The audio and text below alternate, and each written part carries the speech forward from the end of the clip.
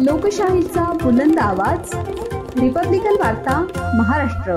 गिरीश महाजन यांचा ITI नंदिनी नदी परिसरात पाहणी दौरा। गेल्या 2 दिवसांपासून पडणाऱ्या पावसाच्या पार्श्वभूमीवर नंदिनी नदी परिसरातील भागात मंत्री गिरीश महाजन व मनपा आयुक्त मनीष खत्री यांनी रविवार दिनांक 28 रात्री 10:30 वाजता नदी किनारी राहणाऱ्या परिसराचा पाहणी दौरा केला।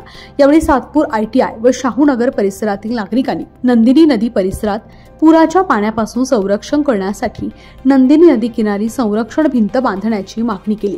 दरम्यान या दौऱ्याप्रसंगी सातपूर विभागीय अधिकारी राजाराम जाधव, सातपूर वरिष्ठ पोलीस निरीक्षक रणजित नलवडे, मनपा कर्मचारी चिंतामण पवार, तानाजी निकळ उपस्थित होते। आपण बघताय मी कालपासून मी जालन्याला होतो, मी संभाजीनगरला होतो, मी मध्ये वैजापूरकडून आलो, आता मी नाशिकमध्ये पोहोचलेलो आहे। त्यामुळे उशीर मला नक्की झालेला आहे, पण मी म्हटलं तरी रात्री तर पाहणी करून घेऊ। आणि या भागात आल्यावर खरं इथे संरक्षण भिंतीची गरज सगळ्या नागरिकांची मागणी, कारण पाणी इकडनं गावात शिरतं आणि मग घरामध्ये पाणी जातं। त्यामुळे हे तर आपण लगेच माझ्याच खात्याचं काम आहे, त्यातून हे करू। पण आज नाशिकमध्ये खूप मोठा पूर आपण बघितलं असेल, मारुतीच्या डोक्यावरून पाणी गेलं असं म्हणायला हरकत नाही। एवढा मोठा पूर या ठिकाणी आलेला होता। रुद्रावतार नदीने धारण केलेला होता, गोदावरीने।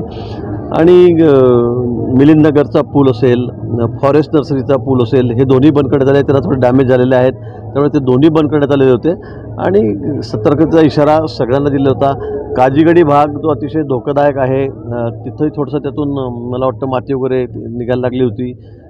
तिथेसुद्धा आपल्याला लगेच तात्काळ आपत्ती व्यवस्थापनमधून एक प्रोटेक्शन वॉल त्या ठिकाणी द्यावीच लागणार आहे।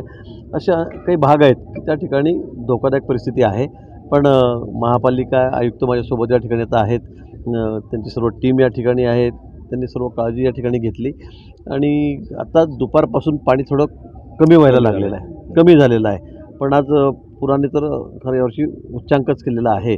पुढे खाली जायकवाडीमध्ये पाणी जातं आहे, तिथेही धोक्याची पातळी सगळी ओलांडलेली आहे। मी आज जायकवाडीवरही दुपारी 2 वाजता 3 वाजता त्या ठिकाणी स्वतः धरणावरही जाऊन आलेलो आहे।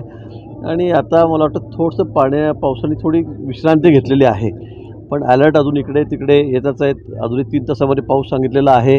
यावर्षी काय वरून राज्याचे काय समजत नाही काय झालेलं आहे, पण खूप मोठ्या संकटामध्ये शेतकरी सापडलेला आहे। खूप मोठ्या संकटात, म्हणजे कधी नव्हते असं संकटात शेतकरी सापडलेला आहे। सगळे सर्वे आमचे चाललेले आहेत। ज्या ठिकाणी अशी काही परिस्थिती असेल त्या ठिकाणी लोकांना आम्ही शिफ्ट करतो आहे। त्यांची जेवणाची, राहण्याखाण्याची व्यवस्था, झोपण्याची व्यवस्था त्या ठिकाणी प्रशासनाच्या माध्यमातून केली जाते। 24/7 24/7 प्रशासन अलर्ट मोडवर आहे। आता जिल्हाधिकारी नाफेडला गेलेले आहेत, जयराज शर्मा, रात्रंदिवस आम्ही काम करतो। आमचं प्रशासन या ठिकाणी काम करतं आहे, सर्व अधिकारी काम करत आहेत, महापालिका असेल, नगरपालिका सगळ्या ठिकाणी काम करत आहेत।